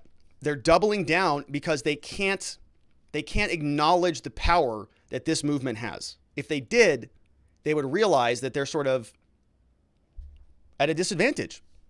Good question from Jeff. Snuggle Struggle says, lockdowns are supposedly about safety against the virus, yet tens of thousands gathered in public, maskless, and without government mandated pokes, and yet no super spreader event. And the numbers are dropping. How about that? Very curious. Very interesting from Snuggle Struggle. Thank you for that. Dr. EMB says, the guy in the green chair is the equivalent to the Speaker of the House. In fact, he is termed Mr. Speaker, or the Speaker of the House of Commons. Well, thank you for that, Dr. EMB. I appreciate it. That sounds like a good title for him, the Speaker of the House. Yeah, we have that. But we don't do the stand-up thing. We do the podium thing, and I kind of like the stand-up thing. They followed instructions. I mean, they all shut up like relatively quickly. But I also like the guy in the green chair name. It sort of sounds like maybe like a Black Mirror episode or something. Good to see you, Dr. EMB. We've got Co-Rose here, says Robert, standing back from this entire debacle. What's your take on the outcome? Well, I mean, I guess it depends on you know, the scope of that question. It's like, the outcome when? In 2 years, in 2 days, in 2 months? You know, I think I would, if I had to generalize on an outcome, I mean, I've said this pretty consistently. I think that these government these mandates, right? I think, honestly, I think this time in our history is going to be looked back upon as one of the most sort of disgusting eras in modern America, in modern history, modern global history. What our elected leaders did to its own, I think we'll look back in 20 years and say, I can't believe what we did to ourselves. I think we'll recognize that. And I think that as this continues to unfold, the pendulum is going to swing the other way. The pendulum was already in the camp of, massive hysteria, COVID, lockdown nonsense, but the consequences of that are going to be seen. And these are lagging effects, right? These are lagging indicators. And so once I think the consequences are known and we realize what we've done to kids and what we've done to ourselves and what we've done to people who are dying from overdoses and suicides and kids who are having speech impediments and learning disabilities because they don't have the ability to see each other's faces, right? All of these consequences are going to come up. And so if you put this on a long enough timescale, Co-Row, I think that, freedom prevails in the end, but it is always darker before the dawn. And, for people to be awoken out of their slumber, stuff like this has to happen, and I'm a little bit more surprised that there's this sort of movement or that this awakening, is not more loud, it's not more vocal. There's still a huge portion of this world that is still perfectly comfortable wrapping themselves in bubble wrap and allowing the gut, right? There's people in Canada who are clapping their hands, who are doing cartwheels right now, saying, good, Justin Trudeau should do that because these people are really monsters and they are racist and something has to be done. So what is that? Well, why is that there?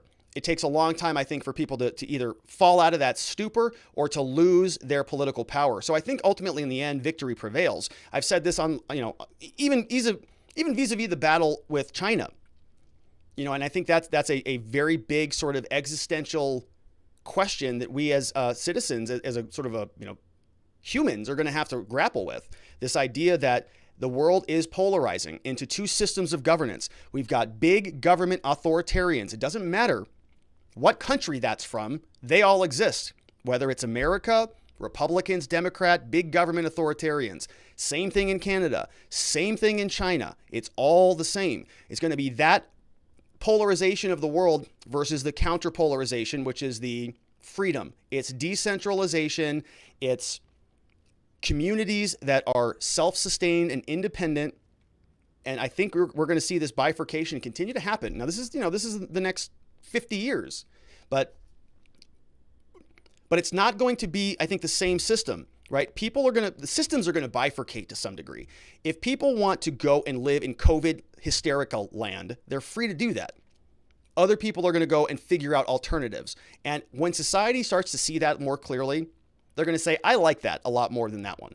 And so I think that, that's how I stay optimistic about this whole thing, because I think people have a natural instinct. They want to be free. If you chart the course of history, if you look throughout time, right, there's always this yearning for freedom anywhere. Now, at times people will succumb to the collective mentality. You'll see people in China saying, well, we got to do what the government says because it's better for everybody. They're trying to bring that here, but that only lasts for so long because the dictators become too top heavy. They take too much away from people and the people rebel because we're not caged animals. We're free human beings who should be free to act with autonomy and go out there and achieve what we're put on this planet to do. Our God-given potential needs to be exercised. And so I just think that I'm a lot more optimistic, even though, stuff like this happens. I think that there's a lot of room for positive growth. All right, I went off on that one. I don't know what that was about. Dragon Slayer says, even though you look like my little brother, I like you. And wait, nope, that was a super chat. It says, I like you.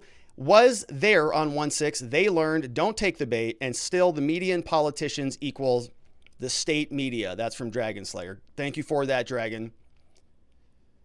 I wonder if you look like your brother, because I looked like my little brother.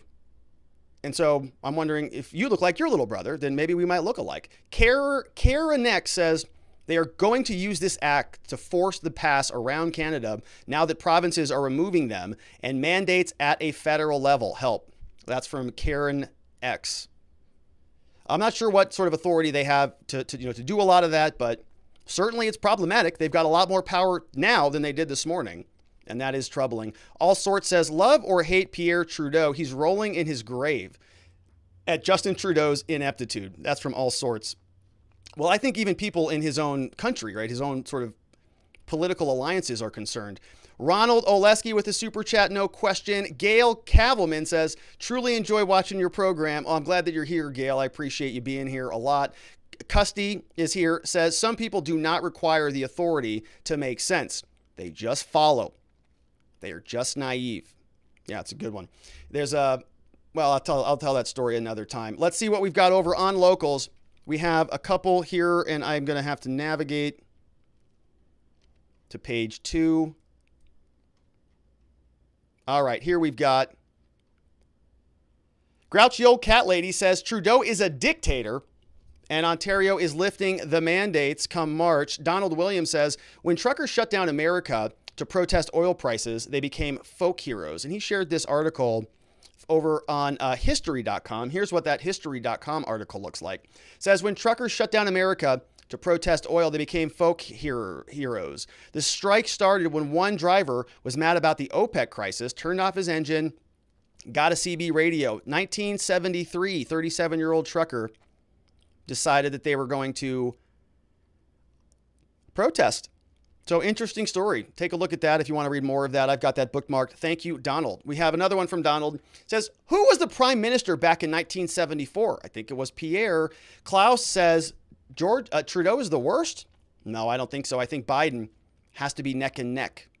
We have another one from Lebo36 says, sad day for us Canadians. He has officially become a dictator. We have Sam Ewell Adams says, Robert, you spelled Trudeau wrong. Trudeau. We've got Free Mind says, is anyone following Durham? Yeah, I am, Free Mind. We're probably going to be a video about that one tomorrow. So quick show note, I'm traveling, so I have a weird week this week.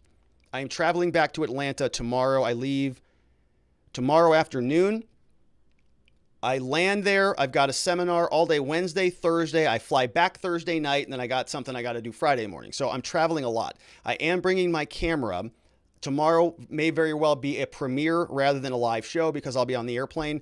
But then I think I end actually earlier. And since the show is at 7 Eastern time, I'm going to end at like 5. So I might be able to do a live show. Otherwise, it's going to be pre-records for a couple days this week. But I am bringing my gear because I miss you guys. I couldn't do a show Friday or this weekend, and I was sort of cranky, not happy about it. But I had a great conference, learned a lot, have some very cool ideas that I'm going to be playing with here at the firm and here on the show. So I'm excited about it. We've got No One You Know says, Rob, as I recall, one of the core beliefs in the existence systems is giving thanks. I'm very thankful I do not live in Canada. We have our issues here in the U.S., but Canada has lost its way. They are a democracy on paper only. Again, very thankful I do not live in Canada. Also, hi. That's from No One You Know. Good to see you, No One. Monster One says, Rob, can we get away from the truckers for a day? We got new information on Durham. We got Capitol Police dressing as construction workers. We got Trump saying Hillary deserves the death penalty. Plenty of stuff on the home front to talk about. We're going to get there. And I think that's on deck for tomorrow. But today was a pretty big day for Canada. So we're going to talk. We got to get some closure on some of these things. We're not leaving the trucker story, but there are some very interesting developments here with Durham, and I agree with you, Monster One. So that one is in queue. I actually already started the slide deck for that whole story. Miss Lucky says, Sergeant Bob says, little Justin should go back to his fancy prep school and retake Logic 101. Ed Johnson says, I'm wondering if the small business owners have already forgotten what the COVID restrictions did to them, or we just can't hear them speak because of the suppression. I don't know, right? It's like these politicians that are promising you an exit are the same people that put you in. So you're trusting your jailers who just abused you to treat you well? All right. We have Miss Lucky says, from Sergeant Bob, be aware, the RCMP is a national police force. All are trained in Regina. Granted that all police departments are militaristic to a degree, RCMP much more so. A national police force has no local authority. This is a strong argument to keep the USA feds out of local policing. The Dems only wish they could exert this totalitarian agenda. Yeah, they're salivating. They're like, man, I wish we had that here. We have this stupid select committee that Rob keeps making fun of, and everybody thinks is a joke. Man, it'd be nice if we could just wave a wand like Trudeau, then we could get all this done instantly. We have another one from former LEO, says, Trudeau is the prime minister of a coalition of the parties that didn't receive a mandate. He didn't receive a majority of the votes. How come their parliament has not taken a vote of no confidence? He has no grasp of history. All that is needed to look back on time to Poland and their solidarity movement. And where is somebody now that Canada needs him? Lech Walesa. Miss Lucky says, to follow up on my prior comment about the RCMP, Trudeau can say he's not calling the military, but the RCMP is basically de facto military. So Trudeau is just playing around with words. Also says, old Wendy's ad from Clara Peller, where's the beef? Thus, where's the DNA? That's from Sergeant Bob. Good to see you, Sergeant. And let's see what else we've got here. Doing a quick refresh on this one. Couple other comments here. Facts Matter says, saw a quote somewhere that the names politicians government often call groups is exactly how the government will behave towards them, right? So if they call them Nazis, they'll act like Nazis towards them. If they call them tyrants, they'll act like tyrants towards them. I think that makes good sense. Sergeant Bob says, the Bertillon system used before fingerprints prevails in Who's Yo Daddy? I'm not sure what that is, Sergeant Bob. I'll have to take a look at that. The Bertillon system. Very interesting. And we've got some more comments from watchingthewatchers.locals.com. They are refreshing as we speak. We see here, Monster One says, Rob, the mention of the FLQ kidnappings reminded me of something I forgot earlier. Did you see where Kinzinger said they expected targeted assassinations of politicians? He said it in a way that would suggest the right is going to take out the Dems. We all know what he was doing. He was sending out a dog whistle to the deranged leftists to start taking out the Republicans. If they get one of these nut jobs to take out a Republican, well, they'll be successful. Once they take out the political opposition, they take out the opposition. Two, they get to use assassination as a reason to push gun control. If a Republican member of Congress gets killed, the rest will flip on the Second Amendment out of fear. That's a scary prognostication, Monster One. I see you've got this little 1, 2, 3 system. I hope they don't do that. Monster One says, I'm sorry, but people need to quit being cowards. If someone rips something out of my child's hands, I'm not waiting for the police to respond. Miss Lucky says, oh yeah, the old I'm injured trick ties up officers for more time, from Sergeant Bob. Three Girly says, Rob, if you think the Canadian Parliament is crazy, British Parliament is even more so. You have to watch when they're doing the questions and debating each other. It's very loud, gets out of control. British Parliament people wearing wigs and robes. I know, it is fun over there too. But I haven't seen anything quite as interesting as this there recently. British Parliament is the template for the Canadian Parliament and our Congress. The House of Representatives is the equivalent to the House of Commons. They are for the common folk. They run and get elected for their seat. The Senate is the equivalent to the House of Lords. They are nobility. They get their seats by birth. They are considered to be the more level-headed and grounded. But our Congress is so much more sterilized than either the British or the Canadian parliaments. Yeah, I would agree with that analysis. I think that's a good analysis. I think that our Congress has been sort of modified into that. It's, there is sort of some birthright there going on, like, people sort of hand seats off to families and sort of, legacies exist there. Yeah, so we have some of that built in, but very good comment. We have Vianticus Primus here, says, Rob, notice Candice Bergen said by the end of the month. Why not right away? Of course, it's not like they'll always see what you'll still tolerate while pretending to do something to help you. Beware of the fake left-right paradigm. I agree with you on that. Sounds great. Sounds really good. But it's been 2 years. Yeah, so where you been? Kind of late to the party there, aren't you? Miss Lucky says it is so incensed that she's beyond words. And she is Canadian. Oh, so Sergeant Bob says Miss Lucky. Man, she's fired up right now. She should be. I don't know what it's about, but there's a lot of things in this show. I don't know what it's about particular, All of it, probably. A totality of the circumstances type of anger. We have Seashells says Trudeau is a tyrant and his actions are and how and why civil wars start. Yeah, when you start to sort of castigate an entire segment of your population that really has a legitimate gripe, yeah, that's kind of not good leadership. C. Reed is here, says, it's V-Day. We not doing anything on the Hillary-Russia affair? Oh, can anyone advise Castro's son on how a chain works? Pull, not push. When you push, it just becomes bunched up and tangled mess, yet here we are. A wise man once said, truth is incontrovertible. Ignorance can deride it. Panic may resent it. Fear might conceal it. Malice may destroy it. But yet, There it is. Paraphrased from Winston Churchill. Yeah, the Hillary-Russia affair. Well, we're going to get into that probably tomorrow. I already started on the Durham slides. I think it's 31 pages. There's a conflict of interest motion. Durham is leading the investigation sort of into the Hillary Clinton email, Russian collusion scandal, right? This guy named Michael Sussman has been prosecuted, is being prosecuted. Durham just dropped a hell of a motion that we are going to go through where he's indicating that they were actually spying on Donald Trump when he was the president of the United States. The executive office of the president being spied on by Hillary Clinton and tech people. So pretty shocking. And yeah, we're definitely going to talk about that. It's queued up. Very well may be a premiere that airs tomorrow when I'm on the airplane. We'll see. Edon Tess says, the clip you were showing off of the guy who stole the flag, was that supposed to be one of the protesters? Why does this say, the guy videotaping him say, get out of my city? I think it was the other guy who said that. I think the guy with the flag, who stole the flag, was saying, get out of my city. Wouldn't that be to someone who is trying to harass the protesters? Did I get that right? Or did I misunderstand the whole video? I think you misunderstood the whole video. I think, unless I misunderstood the whole video. I think that the guy who took the flag and was rubbing it in the ground was screaming to them, get out of my city. Like, I took the flag. I think.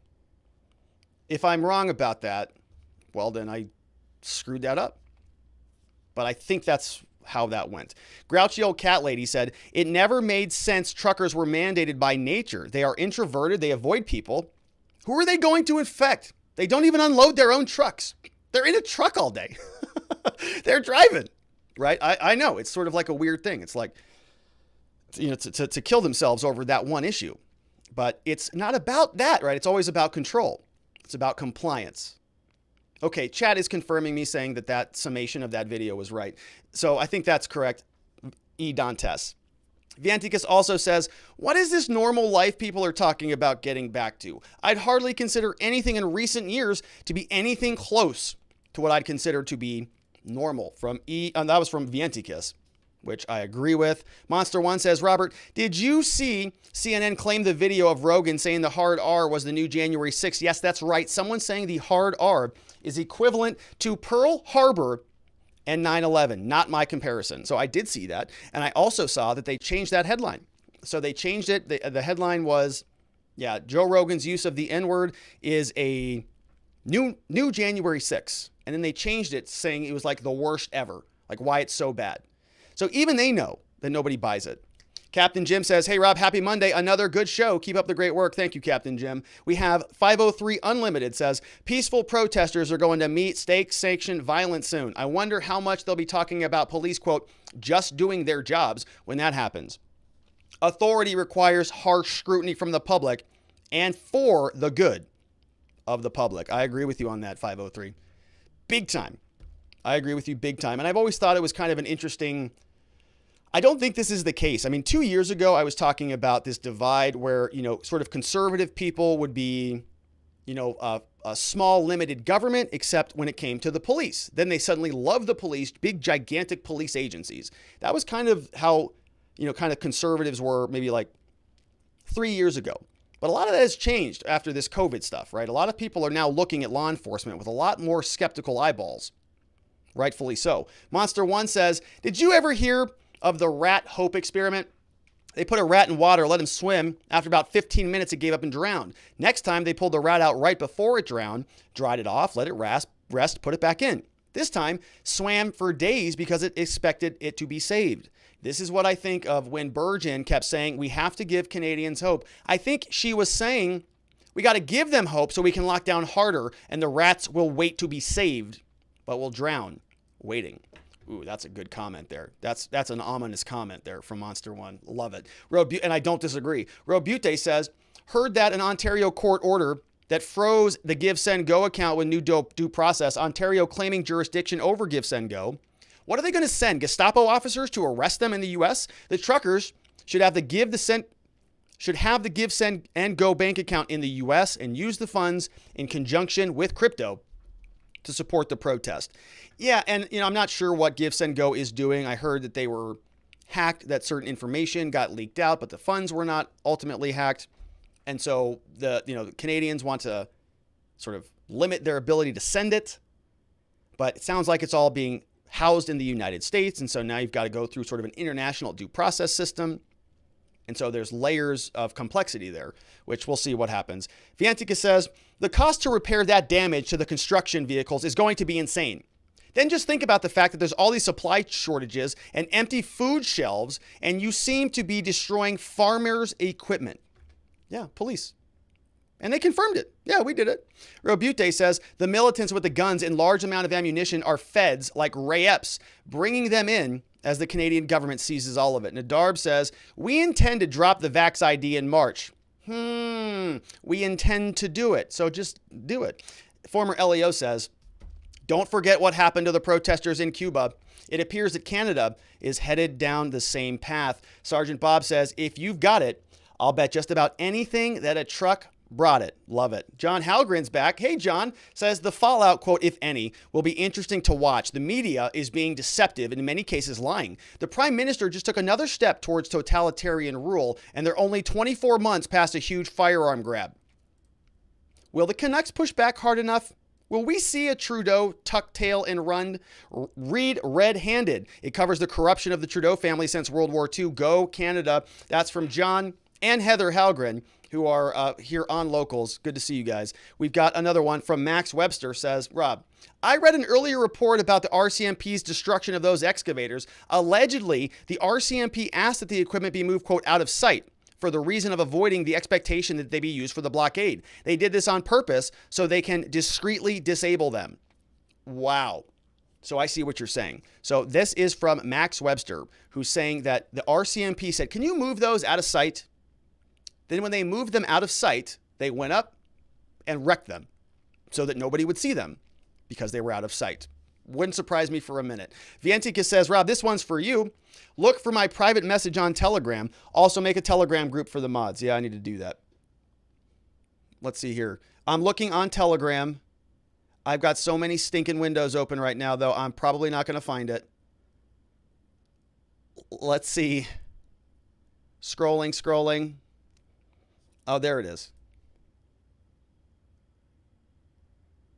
Okay, cool. So I got that, Vienticus. I'll respond on Telegram. I appreciate that. We have another one. Greg Marat's here. Says, hey, Rob, did you see the article about misinformation versus disinformation versus malinformation? With malinformation, you can say real facts, but we have to dismiss it because it is against the mainstream narrative and it, quote, can harm people. So that's a new one. Malinformation is not, we've talked a lot about misinformation and disinformation here, but malinformation. So this is fun. Thank you, Greg, for this. Look, malinformation is deliberate publication of private information, as well as the deliberate manipulation of genuine content.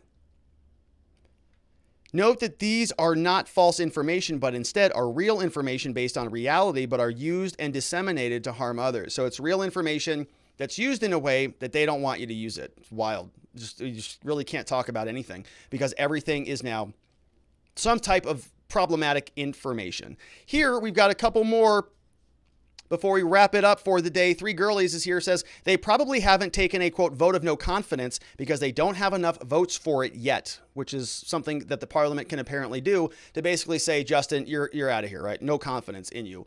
Former LEO says, Leo Walesa was the leader of the Polish Solidarity movement who secured freedom for Poland. I keep forgetting your age. A lot of us live through other turbulent times. I'm getting up there. I'm 36 now, my goodness. Former LEO says, RCMP reported what they stole.